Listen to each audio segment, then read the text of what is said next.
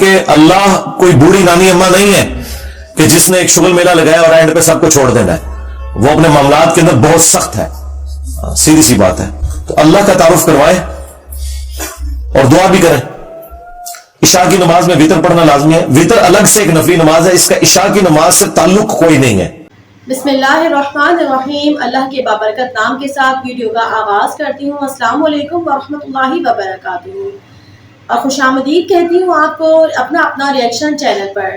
امید ہے تمام دیکھنے اور سننے والے خیریت سے ہوں گے. اللہ پاک سے دعا ہے جہاں رہیں خوش رہیں, آباد رہیں, ہنستے مسکراتے رہیں.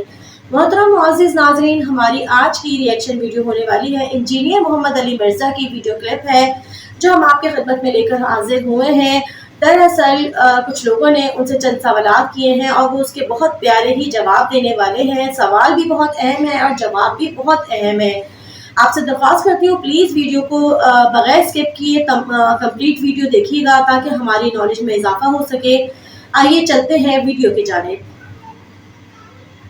کیا جنت میں نبی صلی اللہ علیہ وسلم صرف اپنی امت کی شفاعت کریں گے یا تمام امتوں کی شفاعت کریں گے؟ اس جنت کے بجائے میدان معاشر لکھنا چاہیے تھا.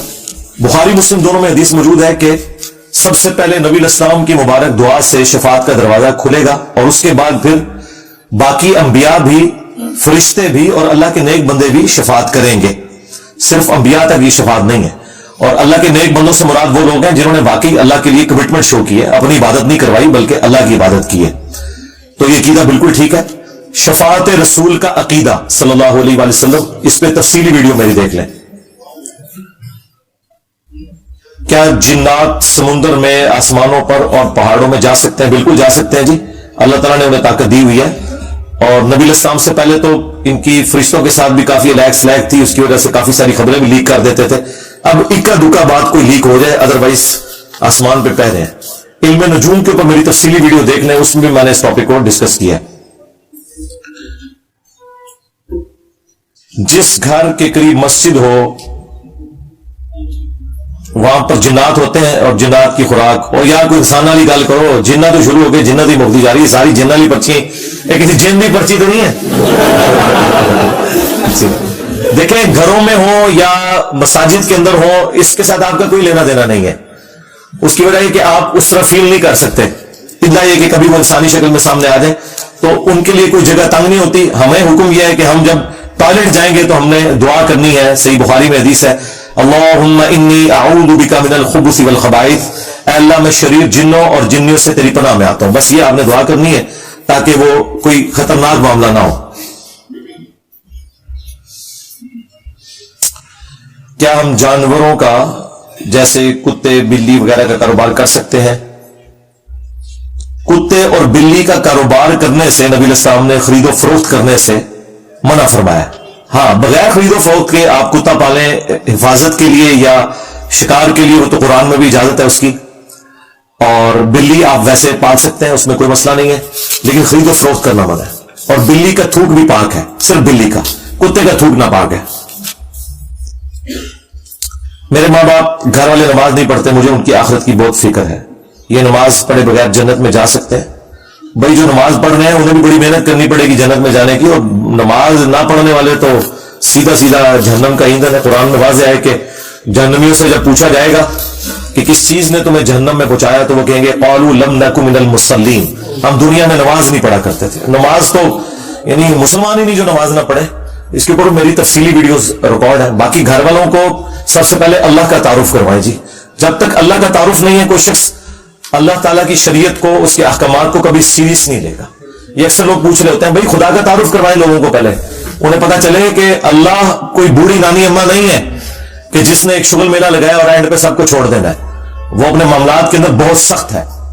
سیدھی سی بات ہے. تو اللہ کا تعارف کروائیں اور دعا بھی کریں. عشاء کی نماز میں وتر پڑھنا لازمی ہے. وتر الگ سے ایک نفلی نماز ہے, اس کا عشاء کی نماز سے تعلق کوئی نہیں ہے.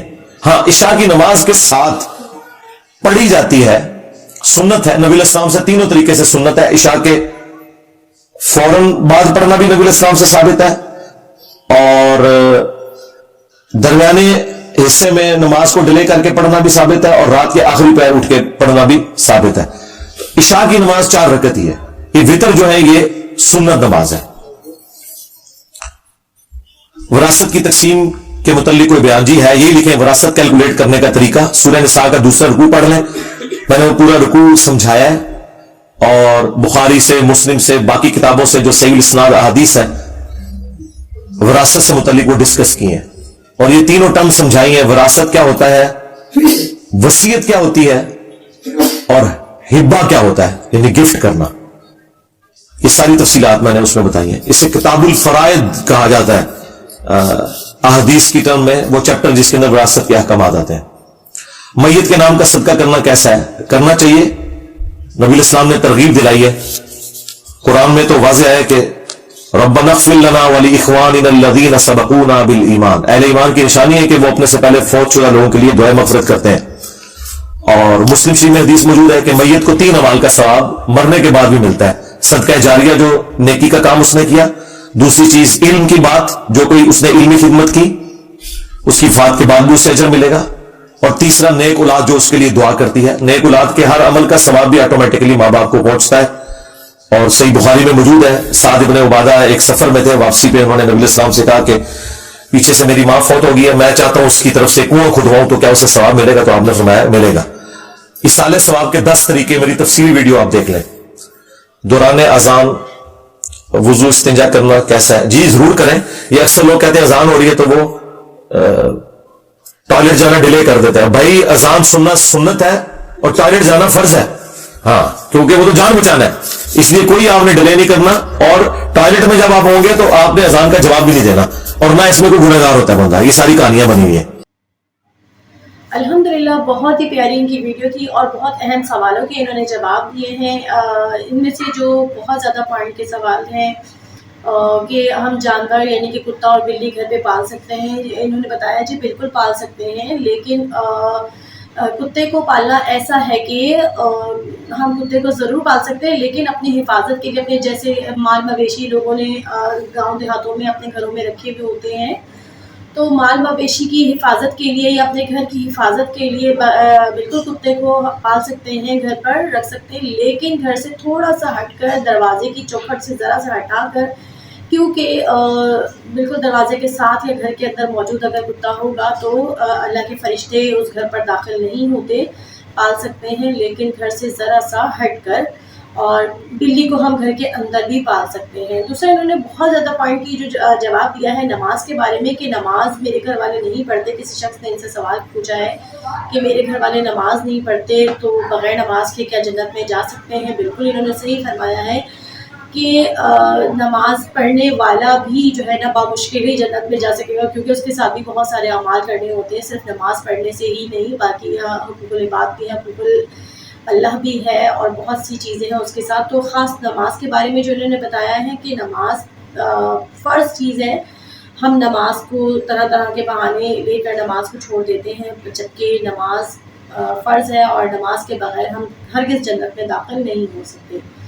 और माँ बाप के बारे में भी इन्होंने सारे सवाब के लिए बहुत अच्छा जवाब दिया है कि मरने वाले के लिए 3 पॉइंट होते हैं कि अगर उसने कोई सदका जारिया कोई ऐसी नेकी की है कि उसके लिए पीछे मरने के बाद उसके लिए सदका जारिया बने, या वो दीन फैलाकर इस तरह से अपनी ज़ुबान से दीन इस तरह से इस अंदाज में फैला कर गया है कि दीन मज़ीद रोशन हो रहा है, ये भी मरने वाले के लिए सादत की बात होती है। और उसकी औलाद, बहुत पॉइंट की बात है कि औलाद मरने के बाद यानी कि वालिदैन अगर फौत हो जाते हैं, अगर जितना ही नेक अमल उसकी औलाद पीछे से करती है उतना ही उनके माँ बाप के लिए अच्छा होता है। उम्मीद है आपको आज की वीडियो पसंद आई होगी। अगर आपको वीडियो अच्छी लगी है तो प्लीज़ चैनल को सब्सक्राइब करिएगा, वीडियो को लाइक करिएगा। मिलते हैं एक और अच्छी सी वीडियो के साथ, तब तक के लिए अल्लाह निगहबान।